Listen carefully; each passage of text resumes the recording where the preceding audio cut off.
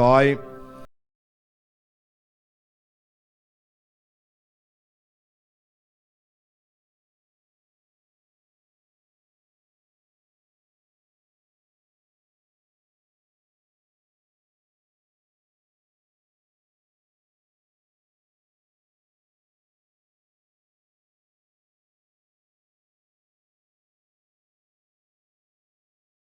การประนมมือขึ้น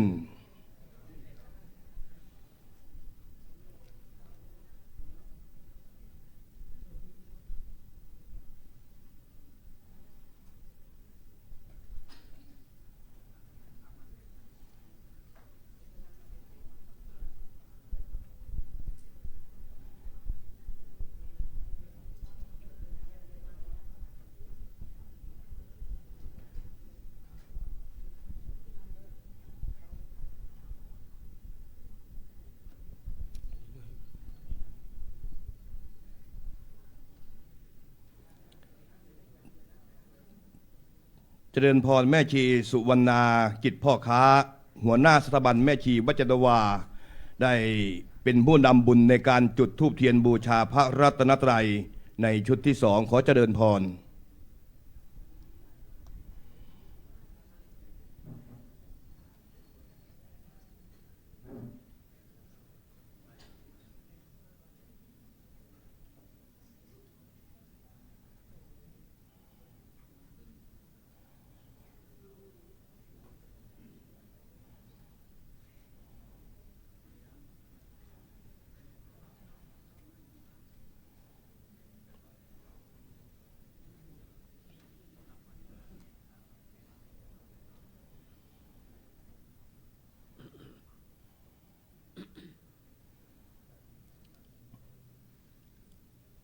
และในลำดับถัดต่อจากนี้จะได้เจริญพรทานบดีได้วางผ่านพุ่มถวายเครื่องราชสักการะเบื้องหน้าพระบรมฉายาลักษณ์สมเด็จพระนางเจ้าสิริกิติ์พระบรมราชินีนาถพระบรมราชชนนีพันปีหลวงตามลำดับดังต่อไปนี้ 1.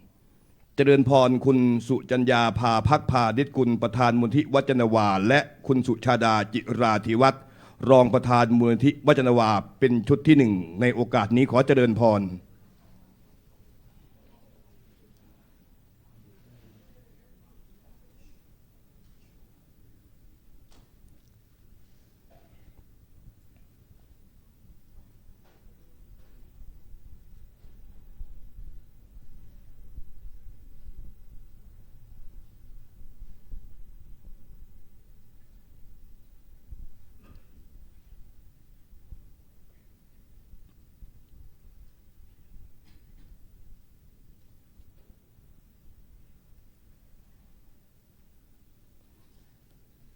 เจริญพรดร.ศรีนวลคำดีและคุณวิไลปิ่นชุมพลแสงชุดที่สองขอเจริญพร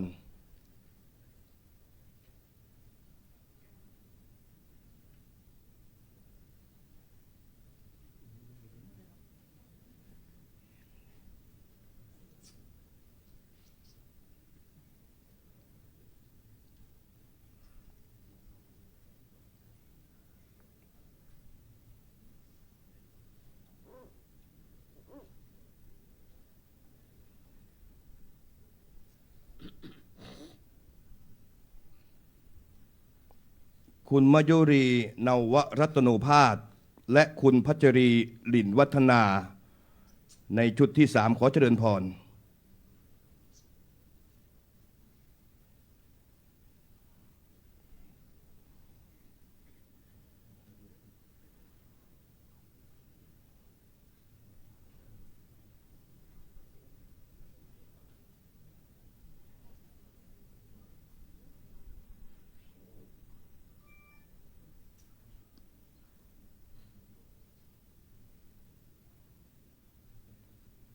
เจริญพรคุณเยาวมานวัชระเลืองศรีและผู้แทนสมาคมส่งเสริมความเจริญของพระพุทธศาสนาในชุดที่สี่ขอเจริญพร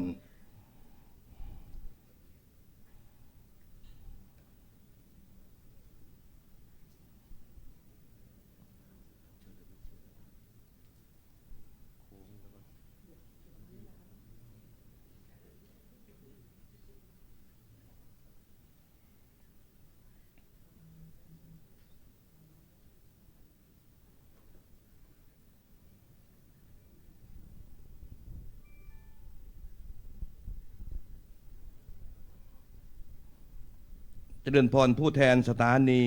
ตำรวจนครบาลยานนาวาและผู้อำนวยการโรงเรียนวัดยานนาวาทั้งสองท่านขอเจริญพร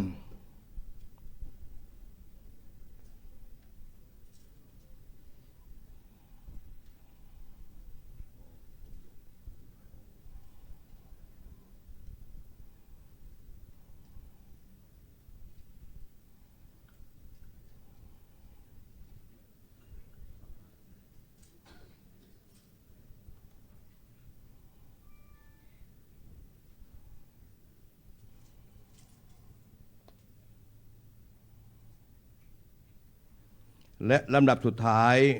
ขอเจริญพรผู้แทนผู้อำนวยการโรงเรียนสตรีศรีโยไทยพร้อมผู้แทนผู้อำนวยการโรงเรียนวสุทธิวรารามในโอกาสนี้ขอเจริญพร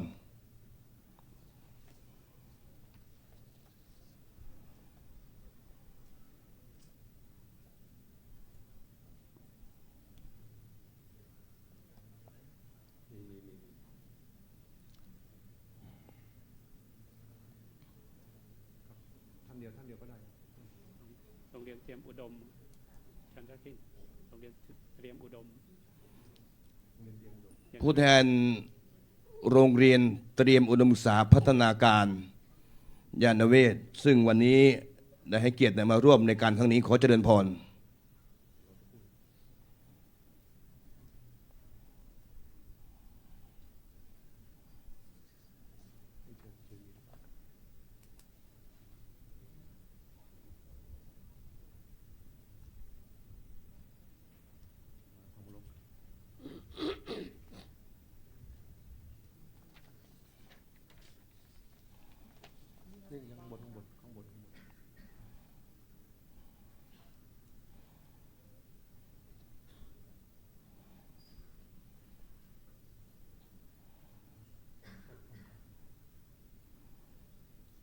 เมื่อท่านผู้มีเกียรติได้วางผ่านพุ่มถวายเครื่องราชการะเบื้องหน้าเป็นที่เรียบร้อยในโอกาสนี้ขอเจริญพรนางสาวพิตินันท์แสนสิงห์ผู้ช่วยผู้อำนวยการเขตสาทรประธานพิธีฝ่ายคฤหัสถ์ได้เปิดกรวยและก็กล่าวถวายพระพรชัยมงคลตามลำดับขอเจริญพร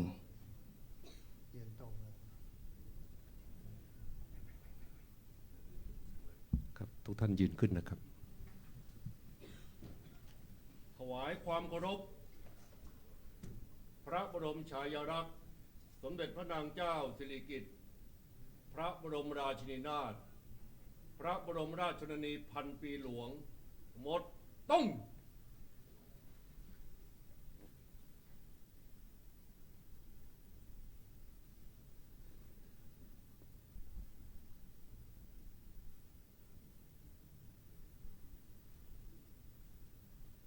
เชิญทางนี้เลยครับหันหน้าไปทาง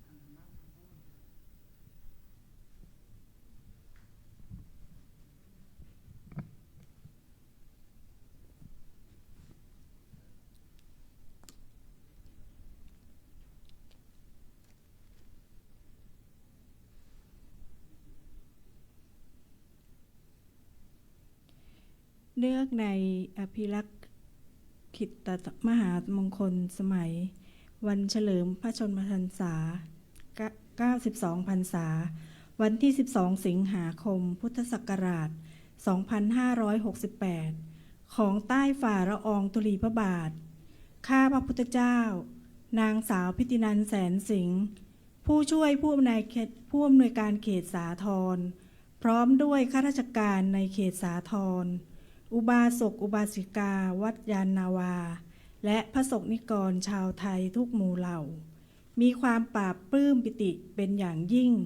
ที่ได้มาร่วมเฉลิมพระเกียรติและแสดงความจงรักภักดีด้วยความสำนึกในพระมหากรุณาธิคุณที่ทรงมีต่อพระสงฆ์นิกรและประเทศชาติบ้านเมืองใต้ฝ่าละอองธุลีพระบาททรงไว้ซึ่งพระราชคุณูปการอันยิ่งใหญ่ต่อประเทศชาติและอาณาประชาราษฎร์พระราชกรณียกิจนานับประการ ที่ทรงปฏิบัติบำเพ็ญตลอดมา ล้วนมีผลต่อการยกระดับฐานะ และชีวิตความเป็นอยู่ของพระสงฆ์นิกรให้ดีขึ้น ทรงพระกรุณาส่งเสริมศิลปาชีพ และอนุรักษ์ศิลปวัฒนธรรมพื้นบ้าน ให้สืบทอดและดำรงอยู่ยั่งยืนคู่ชาติไทย นอกจากนั้น ใต้ฝ่าละอองธุลีพระบาท ทรงช่วยพัฒนาสังคมให้เจริญก้าวหน้าทั้งทางด้านการเศรษฐกิจ การศึกษา การสาธารณสุข และสิ่งแวดล้อม ทรงรับสมาคมและมูลนิธิต่างๆ เป็นจำนวนมากไว้ในพระบรมราชินูปถัมภ์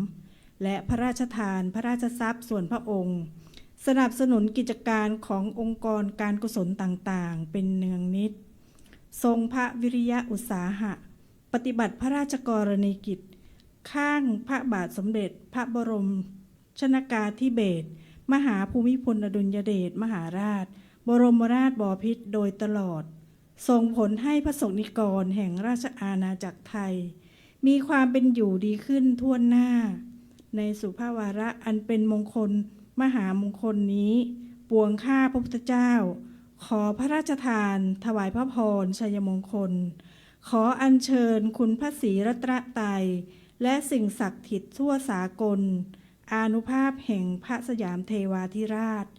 และพระบรมเดชานุภาพแห่งสมเด็จพระบูรพราชมหากษัตริย์ธิราชเจ้า ทุกพระองค์ โปรดอภิบาลประทานพร ให้ใต้ฝ่าละอองธุลีพระบาท ทรงพระเจริญด้วยจตุรพิษบรพรชัย พระเกียรติยศเกรียงไกรแผ่ไพศาล สถิตยิ่งยืนนาน เป็นฉัตรแก้วร่มเกล้าของปวงข้าพระพุทธเจ้า และของพระสงฆ์นิกรตราบกาลนิรันดร์เทิน ด้วยเกล้าด้วยกระหม่อมขอเดชะ ชยา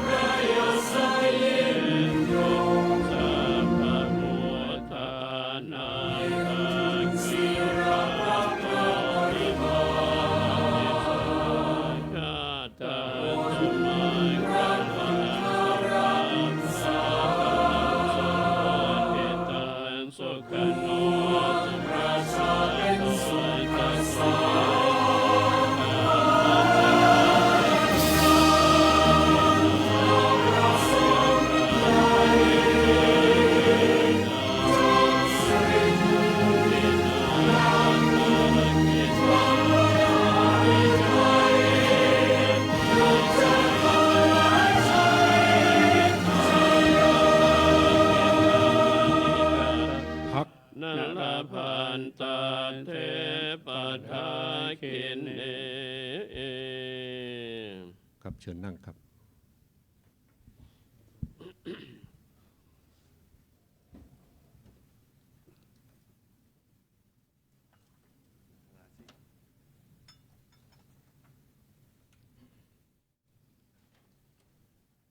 มะยังพันเตวิสุงวิสุงรักขณทายะติสรเนนะสหปัญจศีลานิยาจามะทุติยัมปิมะยังพันเตวิสุงวิสุงรักขณทายะติสรเนนะสหปัญจศีลานิยาจามะตติยัมปิมะยังพันเตวิสุงวิสุงรักขณทายะติสรเนนะสหปัญจศีลานิยาจามะ นะโมตัสสะภะคะวะโตอะระหะโตสัมมาสัมพุทธัสสะนะโมตัสสะภะคะวะโตอะระหะโตสัมมาสัมพุทธัสสะนะโมตัสสะภะคะวะโตอะระหะโตสัมมาสัมพุทธัสสะ นะโมตัสสะ อะระหะโตสัมมาสัมพุทธัสสะนะโมตัสสะภะคะวะโตอะระหะโตสัมมาสัมพุทธัสสะนะโมตัสสะภะคะวะโตอะระหะโตสัมมาสัมพุทธัสสะ พุทธังสรณังคัจฉามิ พุทธังสรณังคัจฉามิ ธัมมังสรณังคัจฉามิ ธัมมังสรณังคัจฉามิ สังฆังสรณังคัจฉามิ สังฆังสรณังคัจฉามิ ทุติยัมปิพุทธังสรณังคัจฉามิ ทุติยามปิพุทธังสรณังคัจฉามิ ทุติยัมปิธัมมังสรณังคัจฉามิ ทุติยามปิธัมมังสรณังคัจฉามิ ทุติยัมปิสังฆังสรณังคัจฉามิ ทุติยามปิสังฆังสรณังคัจฉามิ ตติยัมปิพุทธังสรณังคัจฉามิ ตติยามปิพุทธังสรณังคัจฉามิ ตติยัมปิธัมมังสรณังคัจฉามิ ตติยามปิธัมมังสรณังคัจฉา ต มิ ติยัมปิสังฆังสรณังคัจฉามิ ตติยามปิสังฆังสรณังคัจฉามิ ปานาติปาตาเวระมณีสิกขาปะทังสมาธิยามิ ปานาติปาตา เวระมณีสิกขาปะทังสมาธิยามิ อทินนาทานาเวระมณีสิกขาปะทังสมาธิยามิ อะตินนาทานา เวระมณีสิกขาปะทังสมาธิยามิ กาเมสุมิจฉาจารา เวระมณีสิกขาปะทังสมาธิยามิ กาเมสุมิชฌาจารา เวระมณีสิกขาปะทังสมาธิยามิ มุสาวาทา เวระมณีสิกขาปะทังสมาธิยามิ มุสาวาทา เวระมณีสิกขาปะทังสมาธิยามิ สุราเมรยะมัจจปมาทัฏฐานาเวระมณีสิกขาปะทังสมาธิยามิ สุราเมรยะมัชฌปมาทัฏฐานา เวระมณีสิกขาปะทังสมาธิยามิ อิมานิปัญจสิกขาปทานิสีเลนะสุขติงยันติสีเลนะโภคสัมปทาสีเลนะนิพพุติงยันติตัสมาสีลังวิโสทะเย วิปติปฏิภาหายะสัพพสัมปติสิทธิยาสัพพทุกขวินาศายะปริตังพรูธมังคลัง วิปติปฏิภาหายะสัพพสัมปติสิทธิยาสัพพพยวินาศายะปริตังพรูธมังคลัง วิปติปฏิภาหายะสัพพสัมปติสิทธิยาสัพพะโรคะวินาศายะปริตังพรูธมังคลัง สรชังสะเสนังสะพันธุงนรินทางปริตานุภาโวสัทธาราคาตุโหติสมันตาจักวาเรสุอัตราคชันตุเทวตาสัทธามังมุนิราชสาสุนันตุสัคขโมคาทังสักเคกาเมจรูเปคิริสิขรตะเตจันตะริเควิมาหาเนทิเประเทจะคาเมตรุวนาคาเนเคหาวะทุมหิเคตเต ภูมาจายันตุเทวาชลาธาราวิสเมยาคาคันธาภนาหาคาติทันตาสันติเกยังมุนีวราวัจนังสาธาวเมสุนาหันตุธรรมสวนากาโลอายัมภะทันตาธรรมสวนากาโลอายัมภะทันตาธรรมสวนากาโลอายัมภะทันตานะโมตัสสะภะคะวะโตอะระหะโตสัมมาสัมพุทธัสสะนะโมตัสสะภะคะวะโตอะระหะโตสัมมาสัมพุทธัสสะนะโมตัสสะภะคะวะโตอะระหะโตสัมมาสัมพุทธัสสะพุทธังสรณังคัจฉามิธัมมังสรณังคัจฉามิสังฆังสรณังชามิทุติยามปิพุทธังสรณังคัจฉามิทุติยามปิมังสรณังคัจฉามิทุติยามปิสังฆังสรณังคัจฉามิตติยามปิพุทธังสรณังคัจฉามิตติยามปิธัมมังสรณังคัจฉามิตติยามปิสังฆังสรณังคัจฉามิสัมพุทเทอาทเวสัญจทวาทสัญจสหัสปัญจสัตตสหัสา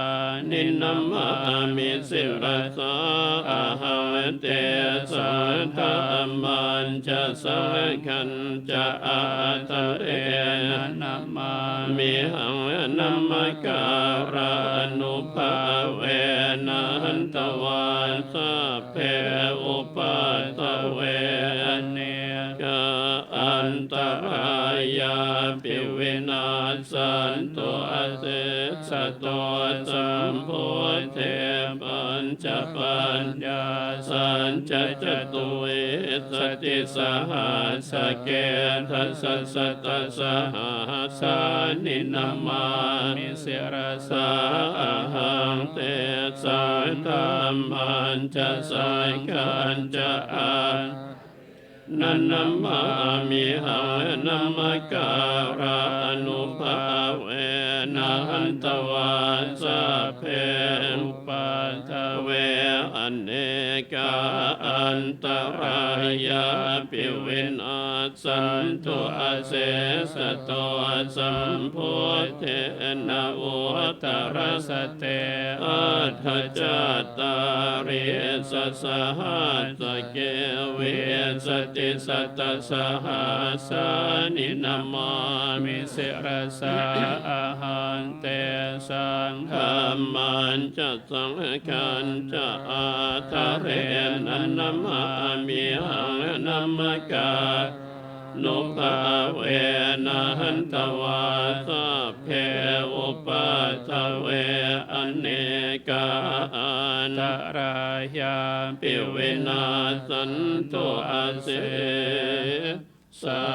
โตนะโมโยจักขุมะโมหะ มลาปะกาทุสัมมังวะพุทโธสุขโตวิมุตโตมาราสปะสวินิโมจยันโตปาเปสิเขมังชนะตังเวนัยพุทธังวังตันสิรสานามามิโลกาสนาทันจเวนายกันจตันเตจะสาเตจยสิทธิโหตุสัพพอันตรายาจเวนาสเมนตุธัมโมทัชโชโยวิยตาสสะทุทาเตสิโลกาสวิสุทธิมัคคังนิยานิโกธรรมทราสัทธาริสัตตาวังสันติกโรสุโนธรรมังวรันตันสิลสานามามิโมหะปัทารังอุปสันตถาตันเตทัสสะเตชยสิทธิโหตุสัพพันตรายาจวิโนสเมนตุสัทธรรมเสนาสุขตานุกโยโลกาสปะปุปกิเลสเชตาสันโตสยังสันตินิโยชโกจัสวากขาตธรรมังวิธิตังกโรติขังวรันตังสิลสานามามิพุทธานุพุทธังสมมสีลจิตติงตันเตสันเตชยสิทธิโหตุสัพพันตรายชวินาสเมนตุนะโมอะระหะโตสัมมาสัมพุทธัสสะมะเหสิโนนะโมพุทธมัทธัมมัสสะสวากาตาเสวะเตนิทะนะโมมหาสังฆาสาปิวิโสทะสิลทิติโนนะโมโอมัตติยาราธาสรัตนาสัสสะทุกังนะโมโอมกาติตาสตาสวะทุตยาสปินะโมราปภาเวนะวิคาจันโตปัฏฐวานะโมกาลังภาเวนะสวัสดิโหตุสัพพทานะโมการัสสะเตนะวิธิมหิโหมิเตชวาเสวนาจะภาลานังปานิตานันจะเสวนาปุชาจะปุชนียานังเอตัมมังคารมุตตมังปฏิโรธปฏิสวาโสจะปุเพชกตปุญญตาอัตตสัมมาปณิทิจะเอตัมมังคารมุตตมังภาหุสัจจันจะเสปัญจะวินัยจะสุเสขิโตสุภาสิตาจยาวาจาเอตัมมังคารมุตตมังมาตาปิโตปาทานังปุตตถาสัสสังฆโหอนากุลาจะกัมมันตาเอตัมมังคารมุตตมังทานันจะธรรมจริยาจยาตกานันจะสังฆโหอนาวาชานิกัมมันนิเอตัมมังคารมุตตมังอารติวิรติปาปามัจจปานาจะสัญญโมอัปปมาโทจะธรรมเมสุเอตัมมังคารมุตตมังคารวจันนิวาโตจะสันตุทิจะกตัญญุตากาเลนะธรรมาสวนังเอตัมมังคารมุตตมังคันติ จะโสวจัสสตาสมนานันจะทัสสนัยกาเลนะธรรมสากาชาเอตัมมังคลมุตตมังตะโพจะพระมจริยานจะอริยสัจจานัทัสสนังนิพพานัสสัจฉิกิริยาจะเอตัมมังคลมุตตมังพุทธัสสะโลกธรรมเมหิจิตตังยัสสนกัมปติอโศกังวิรชังเขมังเอตัมมังคลมุตตมังเอตาทิสานิกตวานัสสะภาธรรมปราชิกาสัพพะทโสทิงลิกาจันติตันเตสัมมังคลมุตตมันติยังกินจิวิตังอิทวะหุรังวาสเกสุวายรัตนังปณิตังนันโนสมังอาเทตถาคเตนะอิธัมปิพุทเทรัตนังปณิตังเอเตนะสัจเจนะสวัสดิโหตุขยังวิราคังอมตังปณิตังยถาชกาสักยมุนีสัมมาหิโตนะเตนะธัมเมสมาธิเกณฑ์เจธรรมเมรัตนังปณิตังเอเตนะสัจเจนะสวัสดิโหตุยัมพุทธเศธโธปริวานะเย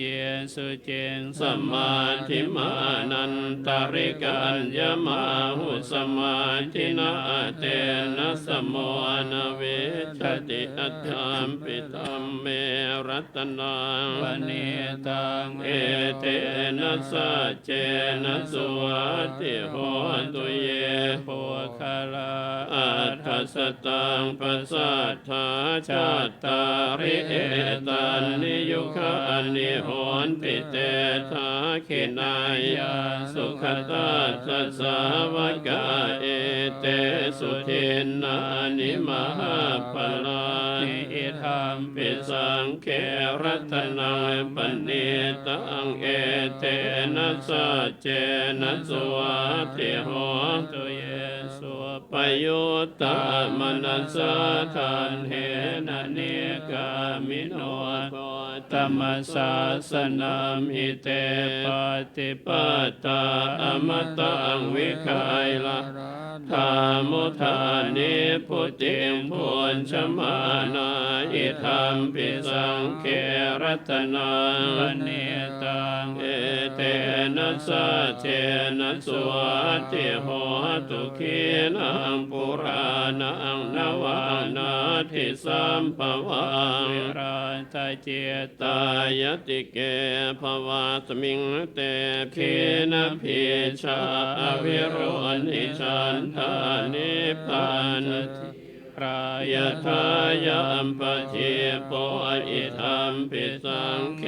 รัตนังปณิตังเอเตนะสัจเจนะสวัสดิโหตัวเมตัญจะสัพพโลกัสมิงมานะสัมภาวะเยอปริมาณพุทธังอโทจติริยัญจะอสัมภาทังอเวรังอสปปะตังเตทันจะรังนิเสนโนวาโนวายาวตาสวิคตมิโทเอตังสติง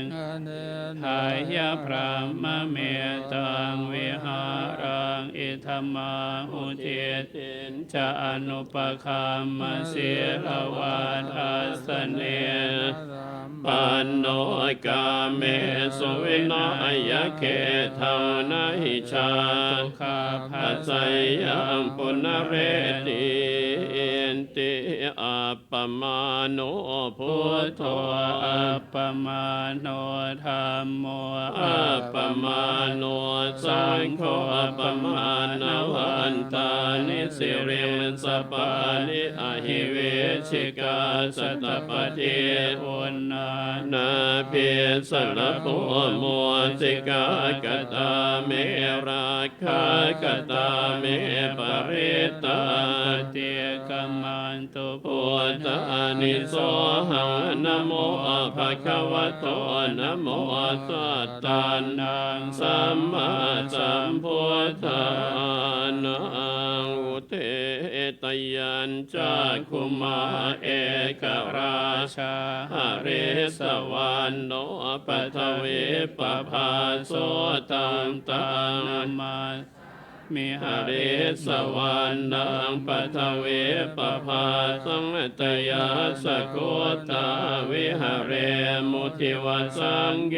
ปามน เวทะคุสาภาธรรมเมเต เมนะโมเตจมันปารยันตุนามาตุพุทธานังนามาตุโพ ทิยานะโม วิโมตตามะนะโมวิโมตติยาอิมังโสปริตังกัตวาโมโรจรติเอสนะเป จักขุมา เอกราชาหะริสวานโนปัทเวปภาโสตังตังนามาสามิหะริสวานนัง ปัทเว ปภาสังตยาสกุตาวิหะเรมุราติงเยพรามนา ทาคุสา พระธรรมเมเตเมนะโมเต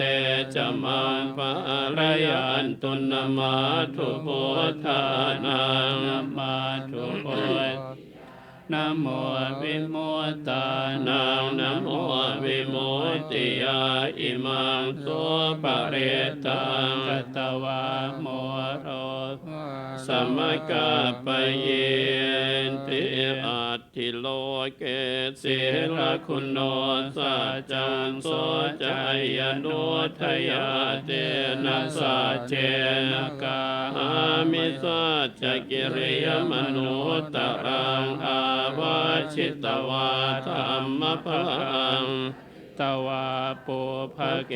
ชิเน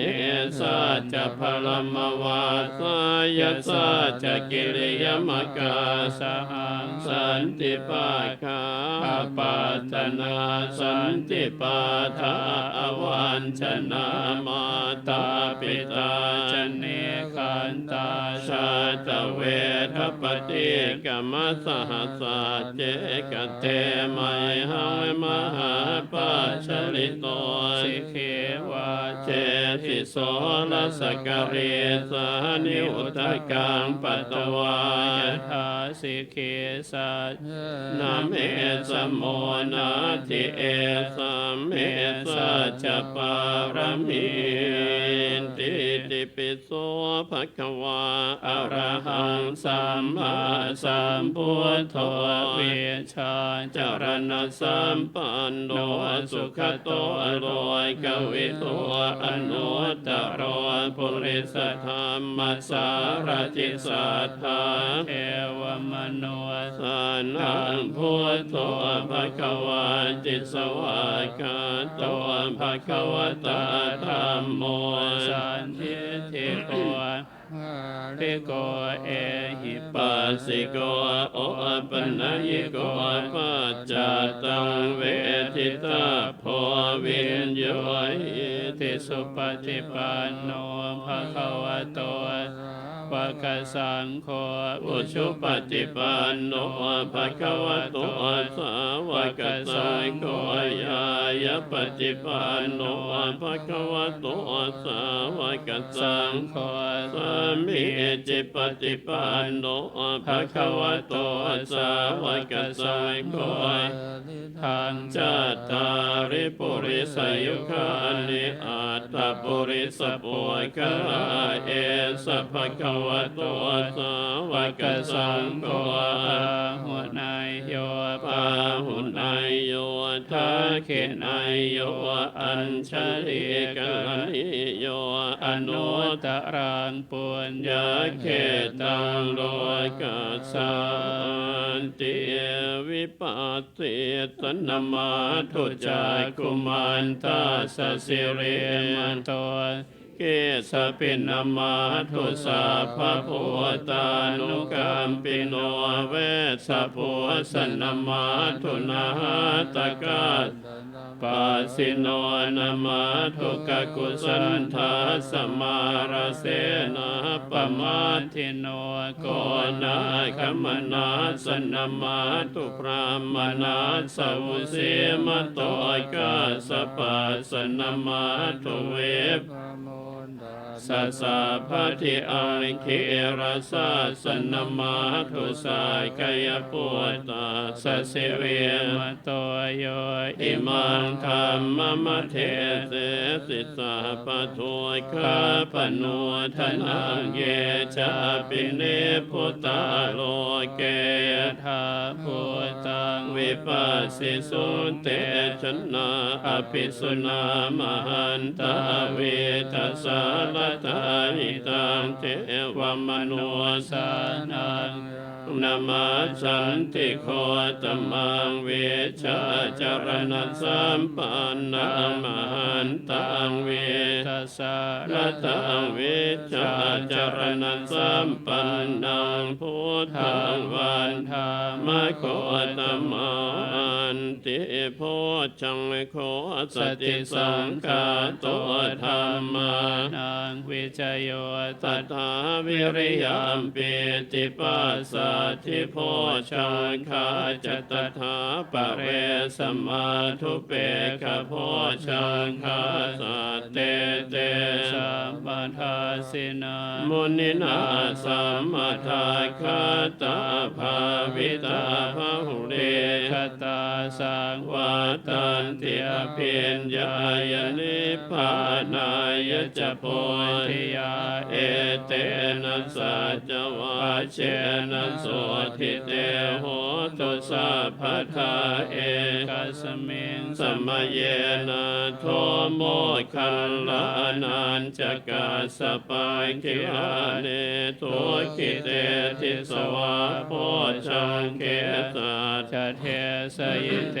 จตังอธินันทิตวารโรคะโมเจงสุตังคเนเอเตนะสัจวาเชนะโสทิเตโหตุสัพพทาเอกทาธรรมราชาปิเคลัญเยนะพิปิริโตโจนทัตเทเรนตัญเยวพนาเปตวาหารังสัมโมทิตวาจะอาภาธาตัมหาวุฒาสิทานัสโสเอเตนะสัจวาเชนะโสทิเตโหตุสัพพทาภะหินาเตจะอาภาธาเตมนามปิมเหสินังมาคะหัตตกิเลสาวปัตตานุปาติธรรมตังเตนะสัจวาเชนะโสทิเตโหตุสัพพทายันทุนิมิตตังอวมังคาลันจโยจามนาโพสกุณาสัสสัทโทปาปะคะโหตุสุปินังอาการตังโหทานุภาเวนะวินาสเมนตุยันทุนิมิตตังอวมังคาลันจโยมานาโปสกุณาสัสสัทโทปาปะคะโหตุสุปินังอาการตังมานุภาเวนะวินาสเมนตุยันทุนิมิตตังอวมังคลัญชโยจามนาโปสกุณาสัสสัทโทปาปะคะโหตุสุปินังอาการตังสังฆา นุภาเว นาวินาสเมนตุนาทิเมสรณังอัญญังพุทโธเมสรณังวรังเอเตนะสัจวัตนะโหตุเตชยมังคลังนาทิเมสรณังอัญญังธัมโมเมสรณังวรังเอเตนะสัจวัตเชนะโหตุเตชยมังคลังนาทิเมสรณังอัญญังสังโฆเมสรณังวรังเอเตนะสัจวัตเชนะโหตุเตชยมังคลังสิริติติมติเตโชชยสิทธิมหิทธิมหาคุณาปริมิตปุญญาธิกาลาสัสสะพันตรายานิวารณสมาทาสัพพะคะวะโตอะระหะโตสัมมาสัมพุทธัสสะทวาติงสัมมาปุริสราคณานุภาเวนะอสิทยานุพยัญชนะภาเวนะอาทุตรสตมังคลาเวนะสัพพันนรังสิยานุภาเวนะเกตุมาลานุภาเวนะทัสสะปารมิตานัทสะอุปปารมิตานุภาเวนัทสะปรมาตถปารมิตานุภาเวนะสีรสมาธิปัญญานุภาเวนะพุทธานุภาเวนะธรรมานุภาเวนะสังฆานุภาเวนะเตชานุภาเวนะอิทธานุภาเว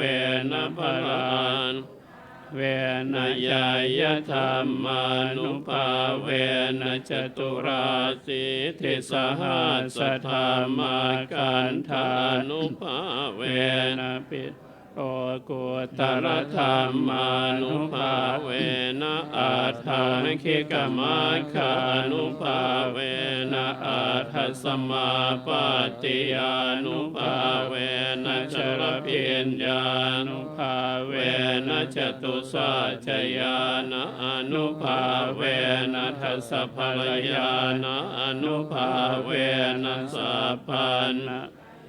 นานุภาเวนะเมตตากรุณามุทิตาอุเบกขานุภาเวนะสัพพปริตานุภาเวนรัตนาตยสรณานุภาเวนะตุยหังสัพพะโรยกโสกุปาทวตุกโตมนาสุปายาสาวินาสันตุสัพพะอันตรายามิวินาสันตุสัพพะสังฆปาสมิจฉันตุเทขายุกาตุยหังโหตุสัตวาสจิเวสมังคิโกโห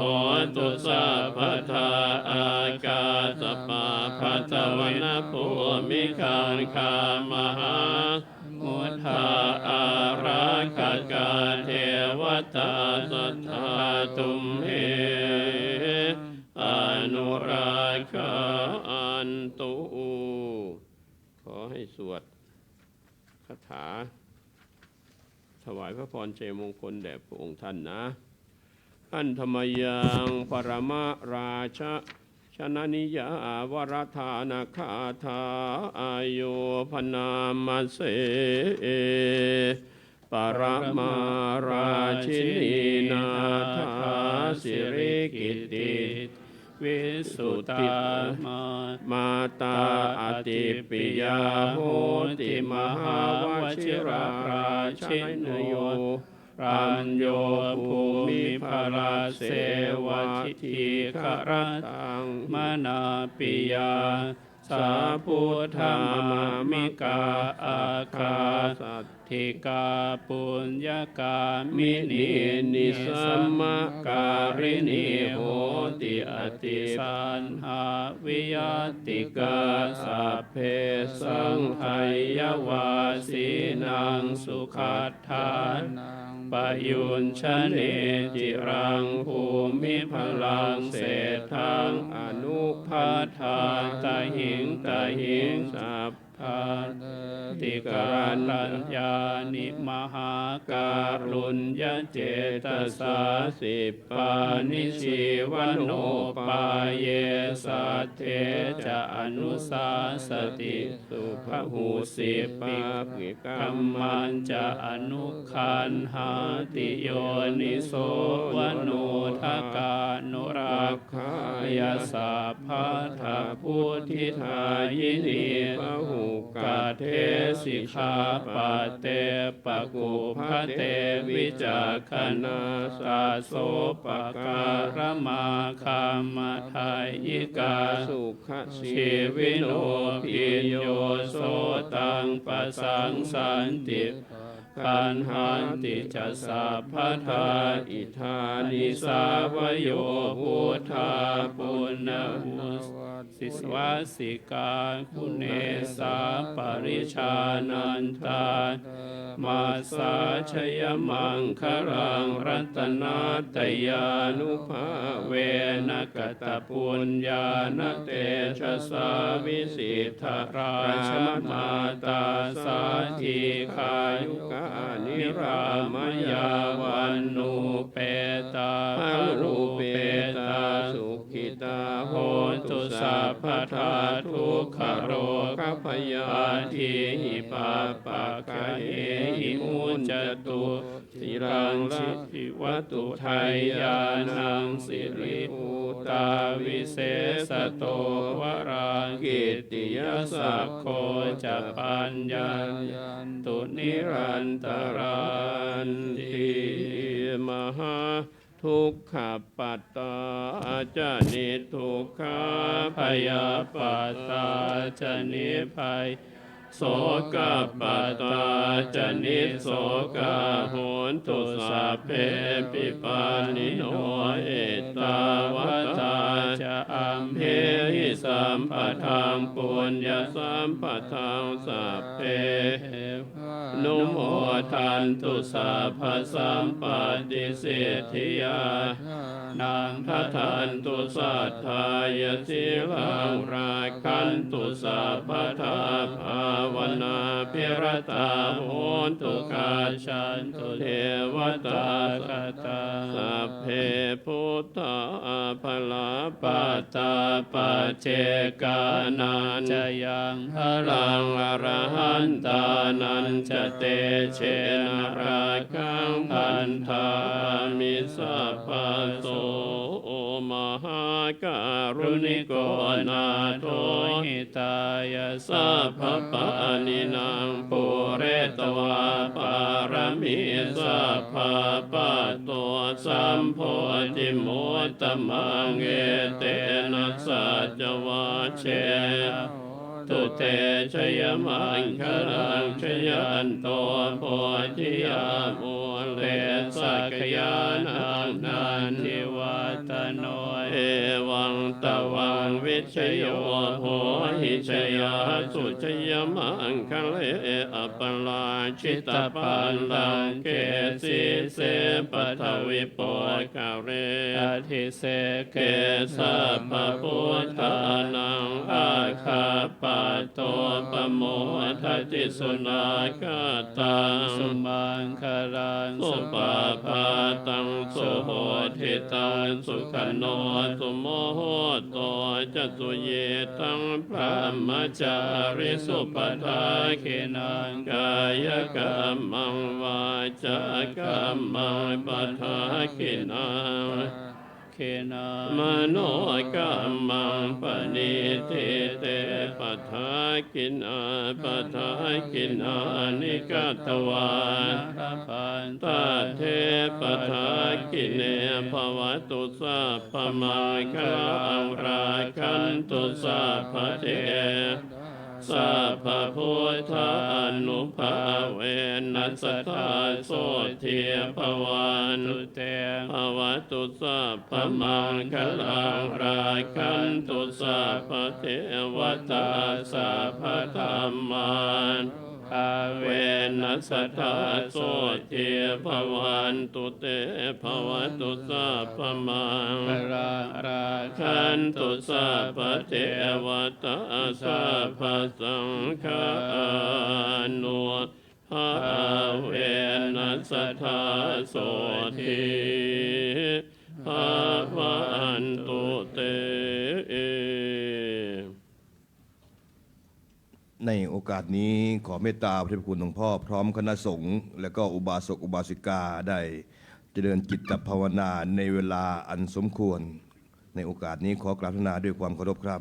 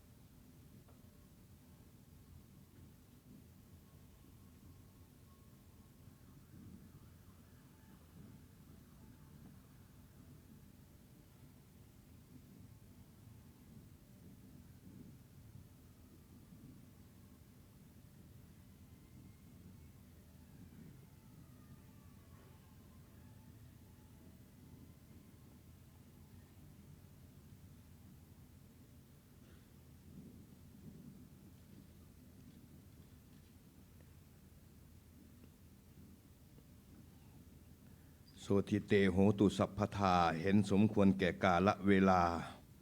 เพื่อเป็นการเพิ่มบุญกุศลในส่วนของทานน้ำใหม่จะได้เจริญพรทานน้ำบดีเข้าถวายเครื่องไทยธรรมจำนวน2 ชุดด้วยกัน โดยชุดที่1นั้นเป็นชุดข้าราชการปกติขาวได้เข้าถวายเครื่องไทยธรรมซึ่งประกอบไปด้วยชุดที่1ขอเจริญพรนางสาวพิตินันท์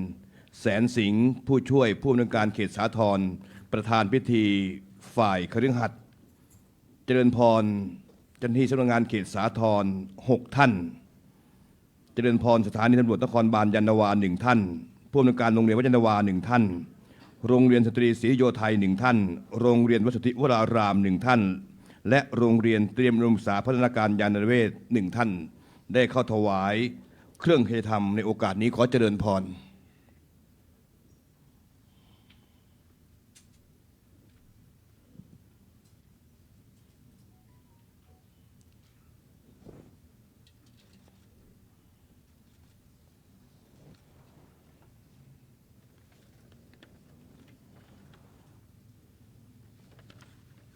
เมื่อถวายเครื่องไทยธรรมเป็นที่เรียบร้อยเจริญพรข้าราชการทั้ง12 ท่านนั้นได้นั่งณที่เก้าอี้รับรองด้วยวันนี้ในพิธีเจริญพระพุทธมนต์ถวายพระพรชัยมงคลวัดยานนาวาได้ร่วมกับสำนักงานเขตสาทรอุบาสกอุบาสิกาและก็ภาคีเครือข่ายของวัดยานนาวาได้ร่วมประกอบพิธีในการครั้งนี้เพื่อแสดงออกถึงความจงรักภักดีความเป็นหนึ่งเดียวของสถาบันทั้งชาติพระพุทธศาสนาและก็พระมหากษัตริย์ซึ่งได้หล่อหลอมได้เป็นหนึ่งเดียวทั้ง3 สิ่งนี้รวมกันเป็นหนึ่งเดียวทำให้ประเทศชาติประเทศไทยได้อยู่ดำรงคงมั่นเป็นหลักชัยให้กับท่านทั้งหลายและในชุดที่2นี้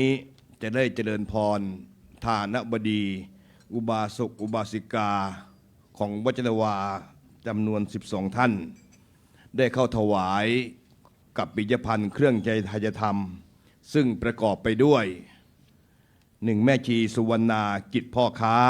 2. คุณสุจัญญาพาพักพาฤทธิกุล 3. คุณสุชาดาจิราธิวัฒน์ 4. คุณเยาวมานวัชระเรืองศรี 5. คุณวิไลปิ่นชุมพลแสง 6. คุณมายุรีนวรัตโนภาส 7. คุณพัชรีรินวัฒนา 8. คุณปนชเสนีวงศ์ณอยุธยา คุณบรรหารบุญเจริญ คุณนุชคุยพินิกรและคุณสุวิตาแสงเนตรทั้ง12 ท่านเป็นผู้แทนฐานบดีได้เข้าถวาย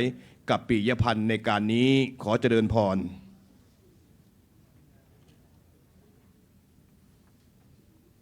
รวมทั้งดร.ศรีนวลคำดี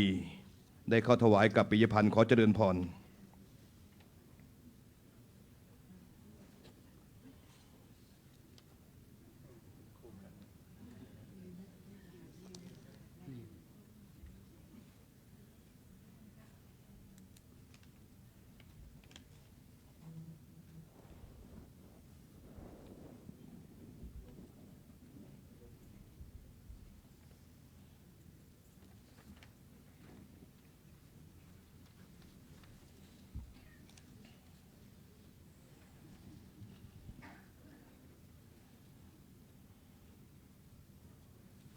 เมื่อท่านทั้งหลายได้ถวายกับปิยพันธ์เป็นที่เรียบร้อยเจริญพรนั่งเก้าอี้ที่รับรองและในโอกาสนี้ขอเมตตาพระเดชพระคุณหลวงพ่อพระธรรมวชิรโมลีรองเจ้าคณะภาค 4เจ้าอาวาสวัดยานนาวาประธานพิธีฝ่ายบัญชิตได้เมตตากล่าวสัมโมทนียกถาในเวลาอันสมควรขอกราบนาด้วยความเคารพครับ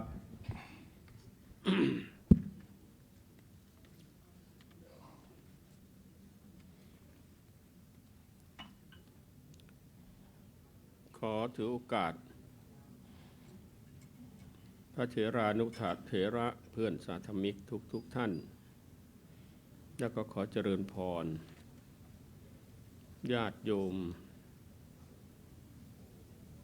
ผู้ให้ความเคารพนับถือวัดยานนาวาซึ่งวันนี้ก็มีนางสาวพิตินันท์แสนสิงห์ผู้ช่วยผู้อำนวยการเข ตสาธรประธานฝ่ายคฤหัสถ์ได้เสียสละเวลามาร่วมพิธีอันสำคัญนี้พวกเรา คงเคยได้ยินที่พวกคนไทยเรามักจะพูดกันว่าพวกเรามี three auspicious things three auspicious things ก็หมายถึงว่ามี3 สิ่งมิ่งมงคลอยู่3 ประการก็คือมีชาติมีศาสนาแล้วก็มีองค์พระมหากษัตริย์เรียกว่า3 สิ่งมิ่งมงคลทำให้ชาติไทยของเรานี่รอดพ้นภัยผ่านมาตั้งแต่อดีตจนกระทั่งปัจจุบันเป็นเอกราชอธิปไตยมาตลอดนั้นถือว่า ทุกอย่างถ้าเรามองสมัยก่อนนี่เขาจะมีก้อนเศร้าสำหรับหุงอาหารหุงหาอาหารมันมี3 ก้อนนุ้นกันอยู่เหมือนกับประเทศไทยเรามี3 สิ่งมิ่งมงคล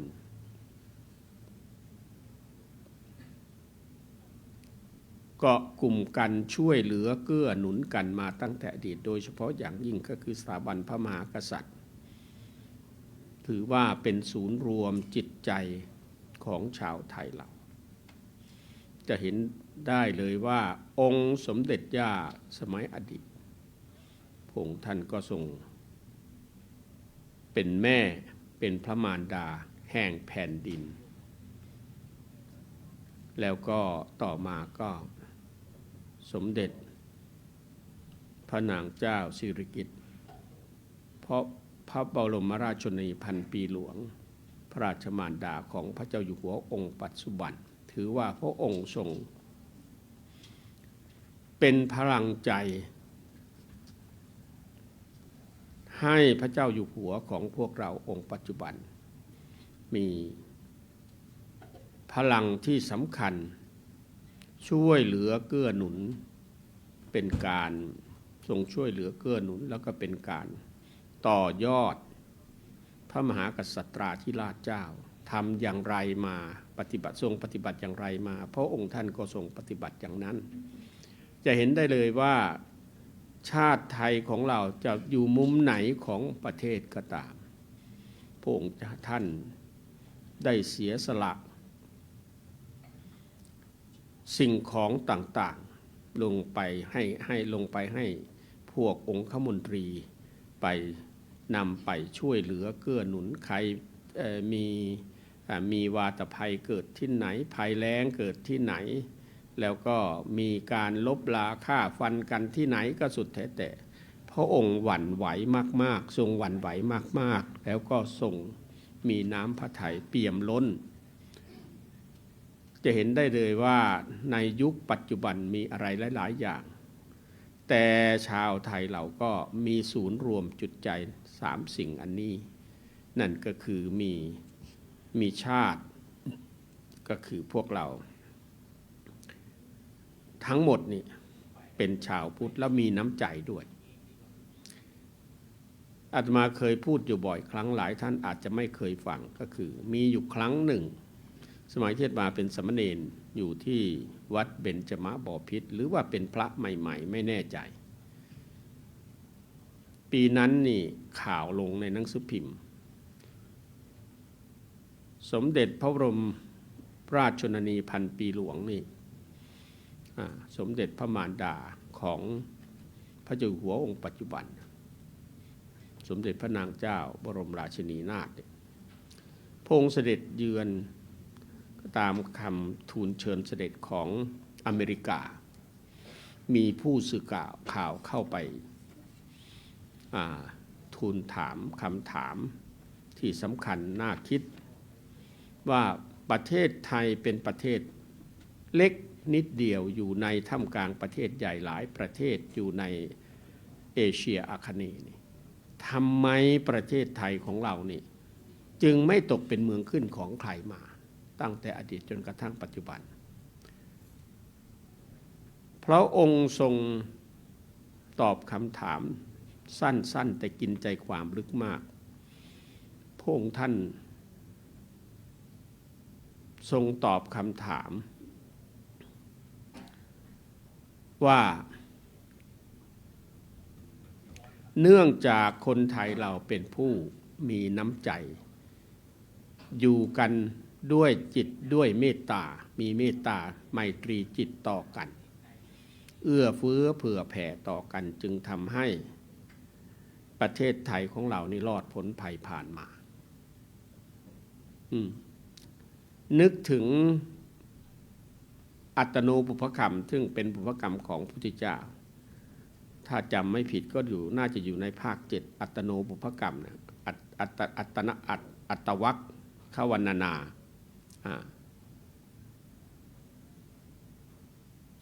ที่พระพุทธเจ้าพระองค์ตรัสว่ามัตตาสุขปริจจาขาปัสเซเจวิปุลังสุขขังนั่นก็หมายความว่าน้ำใจที่คนไทยหรือว่าพระมหากษัตริย์เจ้าของเราในอดีตใครอยากได้อะไรขอมาให้ไปใครอยากได้ละมาขอให้ขอมาก็ให้ไปจะเห็นได้เลยรัชกาลที่5นี่เห็นไหมทรงบริจาคทรงให้แผ่นดินไปเท่าไหร่ทางเหนือทางใต้ทางออกทางตกอย่างเสียมราชพระตะบองศรีโสพลเขาอยากได้ก็ให้เขาไปกาลันตันตรังกนูปริตเคดาตอนใต้ใครอยากได้ก็ให้ไปตกลงพวกเหล่านั้นพวกเขาเรียกว่าประเทศมหาอำนาจในอดีตในโลกตะวันตก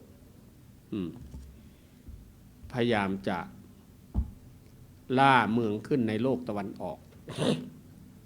แต่ปรากฏว่าประเทศไทยเราผ่านพ้นภัยผ่านเพราะเราเสียสละอยากได้ทำท่าขอมาอยากได้ก็ให้ไปนั่นเรียกว่าพระองค์ทรงฉลาดให้ส่วนเล็กส่วนน้อยไปถ้าเขาอยากได้แขนได้ขาพอตัดให้ไปเหลือหัวใจหรือร่างกายเอาไว้หรือว่าแขนขามันเป็นมะเร็งก็รักษาไม่หายก็พยายามที่จะรักษาคงร่างกายพร้อมทั้งจิตใจของเราเอาไว้ต่อสู้กับชีวิตต่อไปในทำนองนั้นเลยเพราะฉะนั้นนี่การเสียสละไมตรีสร้างความเป็นมิตรไมตรีต่อกันหาได้น้อยมากประเทศไหนก็สู้เมืองไทยเราไม่ได้บอกได้เลยพวกคนไทยเรานี่อย่างอาตมาไปอยู่ประเทศสวิตเซอร์แลนด์มา34 ปีโดยได้รับคำขอร้องจากหลวงพ่อเจ้าคุณสมเด็จพระพุทธชินวงศ์เจ้าวาดอดีตเจ้าวาดวัดเบญจมบพิตรซึ่งท่านก็ล่วงลับไปแล้วนะท่านบอกว่าฉันไม่เห็นใครนอกจากตัวเธอจะไป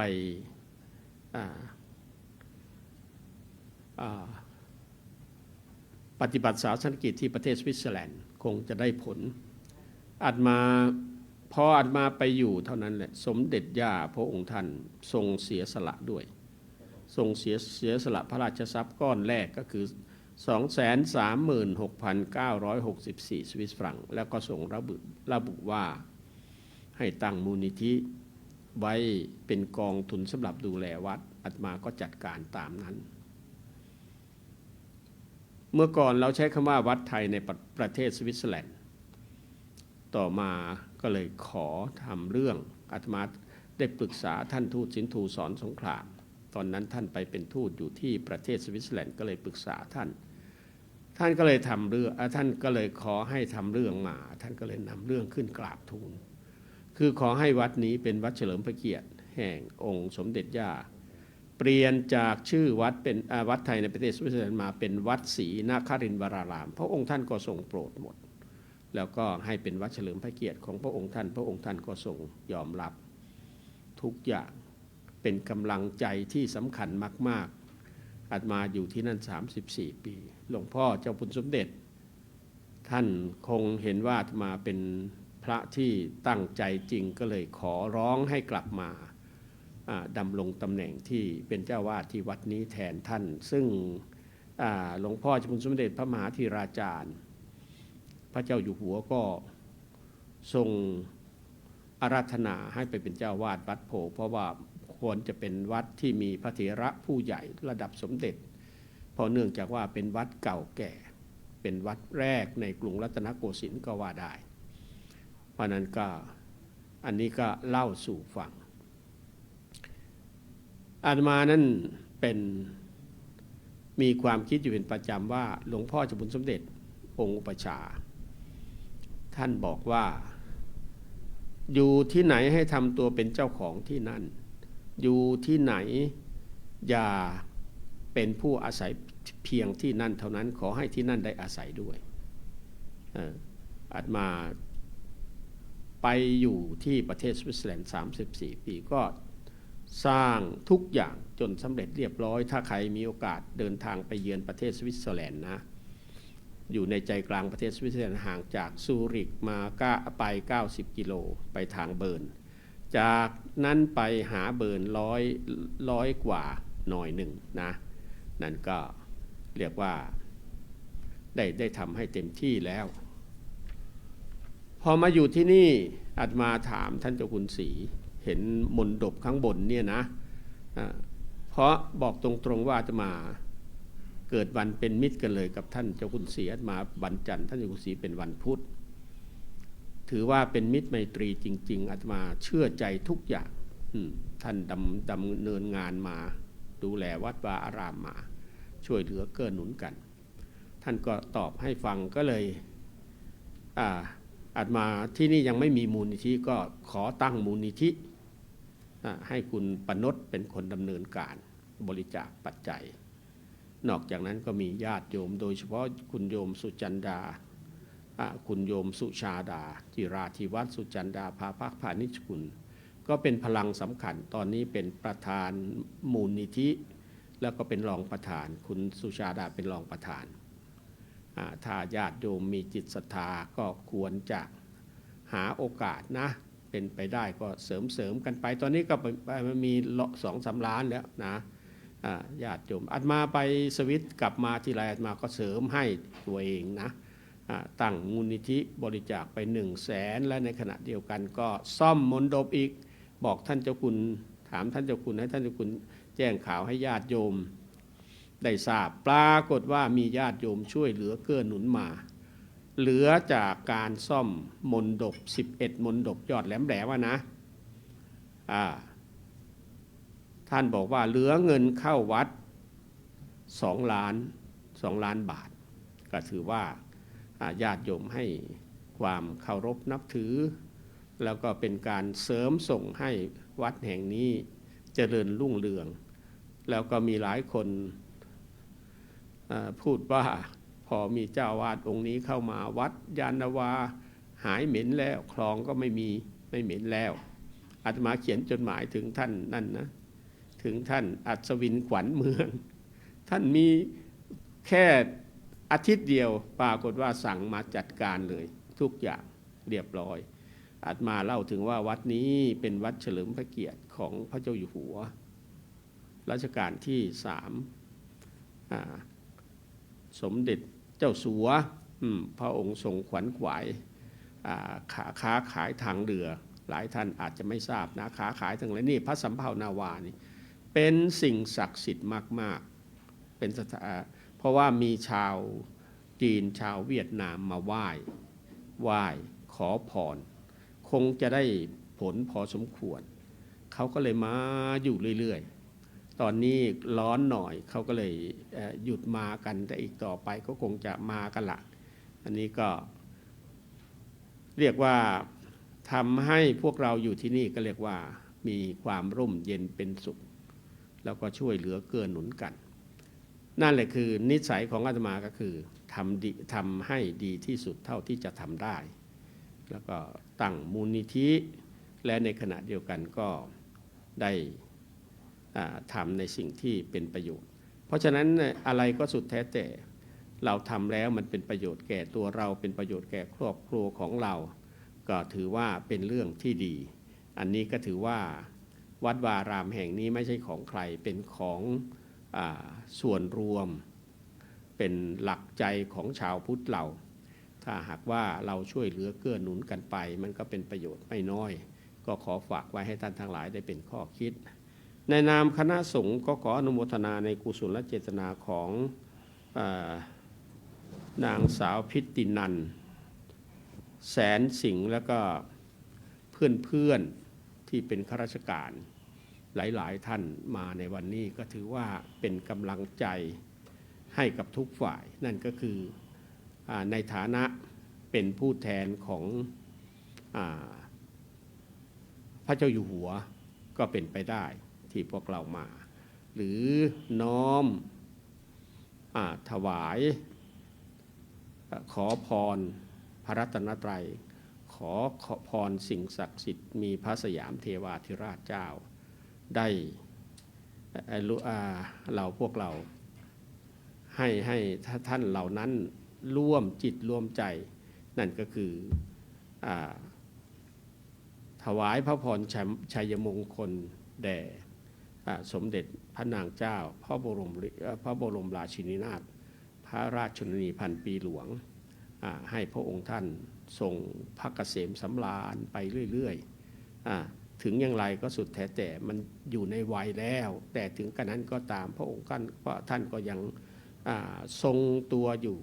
เรียกว่าเป็นขวัญเป็นกำลังใจให้กับพระเจ้าอยู่หัวของพวกเรานั้นก็ถือว่าเหมือนกับองค์สมเด็จย่าพระองค์ท่านก็เป็นลักษณะนี้แล้วอาตมากลับมาจากประเทศสวิตเซอร์แลนด์ก็ได้มาร่วมพิธีหลายๆอย่างแต่ละครั้งละคราวตอนอยู่ที่นู่นพระองค์ท่านก็ได้ทรงส่งสมเด็จพระเจ้าพี่นางเธอมาที่วัดศรีบ่อยครั้งที่สุดวัดศรีนครินทร์นะตั้งแต่อาตมาเช่าบ้านอยู่ที่หมู่บ้านบัสสตอปทั้งที่เป็นหมู่บ้านหลังนั้นก็เป็นบ้านหลังไม่ใหญ่แต่ว่าพอต้อนรับได้พระองค์ท่านก็เสด็จไปทั้ง 2-3 เที่ยวนั่นแหละพอย้ายมาอยู่ที่ใหม่สร้างวัดขึ้นมาสมบูรณ์พระองค์ท่านก็เสด็จไปเป็นผู้สมเด็จย่านะทรงขออภัยสมเด็จพระเจ้าพี่นางเธอนะได้เสด็จไปแทนองค์สมเด็จย่าเปิดวัดอย่างเป็นทางการมาอันนี้ก็เล่าสู่ฟังซึ่งสถาบันชาติสถาบันศาสนาสถาบันพระมหากษัตริย์ของพวกเรานี่ไปกันตลอดเรียกว่าอะไรก็สุดแท้แต่เรามี3สิ่งมิ่งมงคลทำให้ประเทศชาติของเราอยู่ร่มเย็นเป็นสุขเพราะฉะนั้นเราก็พยายามช่วยกันหลายคนได้ยินเหมือนกันได้ยินด้วยหูด้วยนะเรื่องนะฝากฝังไว้พระเจ้าพระสงฆ์ท่านอาจจะทำอะไรผิดพลาดไปนะมันก็ไม่ใช่อยู่ในสมัยเราเท่านั้นหรอกแม้กันอดีตก็เหมือนกันพวกพระฉับพักคีสมัยนั้นโอ้ยทำให้ดูหมิ่นดูแคลนพุทธศาสนาไม่น้อยเหมือนกันทั้งที่มีพระพุทธเจ้าของเราเป็นผู้สั่งสอนแต่ในขณะเดียวกันก็ทำผิดพลาดให้พระองค์ท่านได้บัญญัติบทบัญญัตินู่นนี่มาไม่น้อยทีเดียวก็ต้องคิดอย่างนั้นเพราะว่าคนเสียมันมีน้อยเราก็อย่าไปมองทั้งหมดให้เป็นเรื่องของบุคคลไปต้องไปคิดอย่างนั้นถ้าไปคิดในทางลบโดยที่เรียกว่ามีพระทำอย่างนั้นอย่างนี้ทำให้อ่อนใจนู่นนี่ละเบื่อหน่ายว่าไปเราไม่ต้องไปคิดให้เราคิดว่าพระดีๆก็มีเป็นจำนวนไม่น้อยที่เสียก็มีจำนวนน้อยเท่านั้นเองเพราะนั้นก็ขอให้วางใจพวกเราอยู่ที่นี่ไม่เคยมีปัญหาอะไรกันแล้วก็อยู่กันร่มเย็นเป็นสุขคุณโยมสุจัญญาเหมือนกับเป็นแม่พระดูแลพระเจ้าพระสงฆ์อุปถัมภ์ให้การศึกษาแก่พระสงฆ์ผู้เรียนมหาวิทยาลัยสงฆ์ก็มีหลายรูป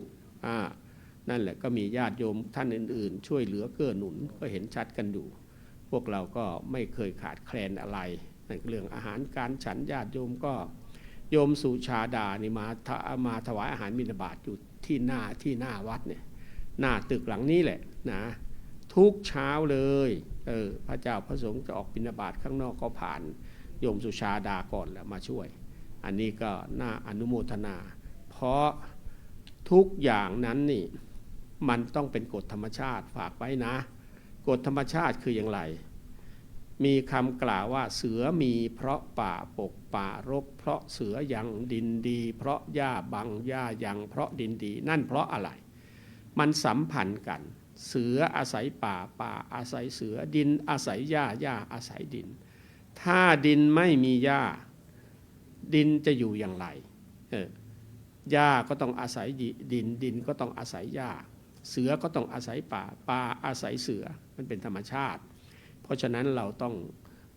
มีน้ำใจต่อกันและกันความเป็นมิตรไมตรีมันก็เกิดขึ้นเท่านั้นเองอย่าได้เป็นเหมือนกับที่ท่านอาจารย์พยอมท่านเคยพูดบอกว่าคิดถึงวัดตอนจะเผาผีคิดถึงพระไปนิมนต์ไปส่งวิญญาณให้กับผู้ล่วงลับไปเป็นเสมือนบุรุษไปรษณีย์ว่าอย่างนั้นท่านพูดดีเหมือนกันนะไม่ใช่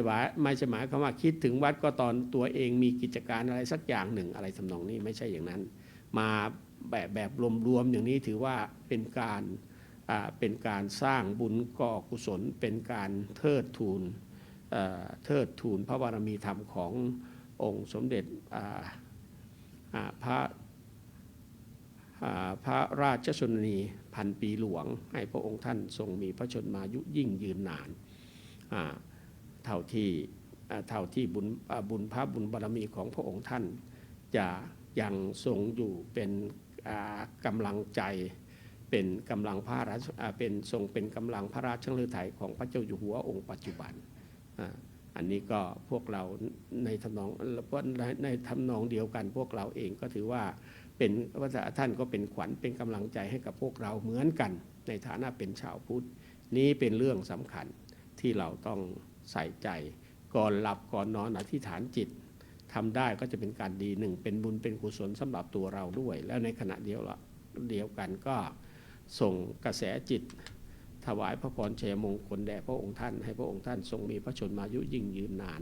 เพื่อทรงเป็นมิ่งขวัญของชาวไทยทั้งมวลดีไม่ดีก็อาจจะถึง120 ปีอย่างนางวิสาขาก็เป็นไปได้ไม่มีใครรู้ลองทำดูนะอาตมาก็ขออนุโมทนาในกุศลและเจตนาของทุกท่านที่เราไม่ลืมหน้าที่ของพวกเรา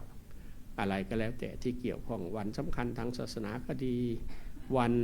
นี้ก็ดีก็ถือว่าเป็นวันที่สำคัญที่พวกเราควรรวมจิตรวมใจกันแล้วข่าวออกไปก็จะทำให้ข่าวที่ออกไปในปัจจุบันนี้ก็เรียกว่าทำให้ผู้ที่จิตใจใฝ่บุญใฝ่กุศลก็จะดีใจกันทั้งนั้นนะอันนี้ก็ขอฝากไว้ในนามคณะสงฆ์วัดยานนาวาอัตมาภาพขอตั้งกัลยาณจิตอ้างเอาคุณพระศรีรัตนตรัยและบุญกุศลที่ญาติโยมทุกท่านได้บำเพ็ญมาแล้วตั้งแต่อดีตจนกระทั่งปัจจุบันพึงมารวมกันเป็นตปะเป็นเดชะปกป้องให้คุ้มครองให้ญาติโยมทุกท่านจงเป็นผู้เจริญด้วยจตุรพิธพรชัยทั้ง4ประการคืออายุวันนะสุขภละปฏิภาณคุณสารสมบัติธนสารสมบัติปรารถนาสิ่งใดที่ไม่เหลือวิสัยและประกอบชอบธรรมขอสิ่งนั้นจงสำเร็จแก่ญาติโยมทุกท่านทุกคนเถิดสาธุเจริญพรท่านประธานพิธีฝ่ายคณะพร้อมทานบิงหลายตั้งแก่กรวดน้ำแล้วก็รับพรจากคณะสงฆ์เชิญกรวดน้ำรับพรนะพร ถ้าใครมีก็ถ้าไม่มีน้ำก็ไม่เป็นไรกรวดพรด้วยน้ำใจกรวดน้ำด้วยน้ำใจของเรา อุทิศส่วนกุศลให้กับพ่อแม่พี่น้องปู่ย่าตายายผู้ที่ล่วงลับไปขอให้ท่านเหล่านั้นมีส่วนบุญส่วนกุศลที่ท่านอุทิศให้แล้วก็ถ้าท่านยังอยู่ คุณพ่อคุณแม่ปู่ย่าตายายยังอยู่ขอให้ท่านมีอายุมั่นขวัญยืนเป็นร่มโพล่มไทรของลูกหลานสืบต่อไปเอาโปรดตั้งใจรินน้ำยะถาวาริวาหาปูราปาริปูเรนติสาคารังเอวเมวะอิโตทินังเปตานังอุปกัปปติอิจิตังปฏิตังตุมังคิปะเมวะสมิจฉตุสัพเพปูเรนตุสังกปาจันโทปนระโสยถามณิโชติระโสยถา สัพพิติโยวิวัชชันตุสัพพะโรโควินาศตุมาภวัตวันตรายโยสุขิติกายุโกภวะอภิวาทนาสิริสเนจังโลทะปัจจายโนจัตตารโอธรรมาวัฏันติอายุวันโนสุขังภาลังเตอัตตลัตถาสุขิตาวิโรจนะปุถทัสสะสเนอโรคาสุขิตาโหทัสสะสัพเพหิยติภิเตอัตตลัตถาสุขิตาวิโรจนะปุถทัสสะสเนอโรคาสุขิตาโหทัสสะสัพเพหิยติภิเตอัตถลัตถาสุขิตาวิโรจนะปุถทัสสะสเนอโรคาสุขิตาโหทัสสะสัพหิยติภิรัตนัตยานุภาเวนะรัตนาตยเตชะสาธุขโรคัพยาเวราโสกาสัจจุจปัตถวาอเนกาอันตรายาปิวินาสันตุอาเสสะโตชยสิทธิธนะอังลาภังโสทิภาคยังสุขังพลังอยุจวันโนจะโพคังวุติจยสวาสัตวาสาจะอายุจะชีวสิทธิภวันเตภวตุสัพพมังกัลลังราคันตุสัพพเทวตาสัพพพุทธานุภาเวนัสทาโสทิภวันตุเตภวตุสัพพมังคัลลังราคันตุสัพพเทวตาสัพพธรรมานุภาเวนัสทาโสทิภวันตุเตภวตุสัพพมังคัลลังราคันตุสัพพเทวตาสัพพสังฆานุภาเวนัสทธาโสทิภาวันตุเตในลำดับสุดท้ายของพิธีการเจริญพรนางสาวพิตินันท์แสนสิงห์ผู้ช่วยผู้อำนวยการเขตสาธรประธานพิธีฝ่ายคฤหัสถ์ได้กราบลาพระรัตนตรัยและถวายความเคารพเบื้องหน้าพระบรมฉายาลักษณ์สมเด็จพระนางเจ้าสิริกิติ์พระบรมราชินีนาถพระบรมราชชนนีพันปีหลวงซึ่งเป็นสมเด็จพระบรมราชชนนีนาถในพระบาทสมเด็จพระมหาภูมิพลอดุลยเดชมหาราชบรมนาถบพิตร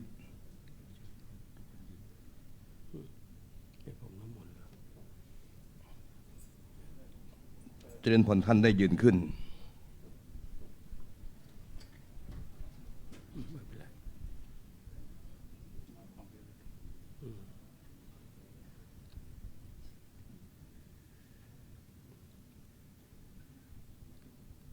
ถวายความเคารพพระบรมฉายาลักษณ์ ทั้งหมดต้องพัก เจริญพรท่านประธานพิธีฝ่ายครับได้เข้ารับของที่ระลึกแด่พระเดชพระคุณหลวงพ่อ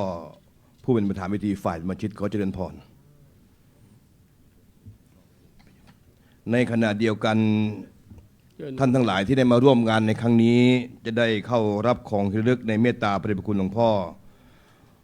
พระธรรมวชิระโมลี ซึ่งทั้งหมดทั้งมวลนี้ประกอบไปด้วยคุณ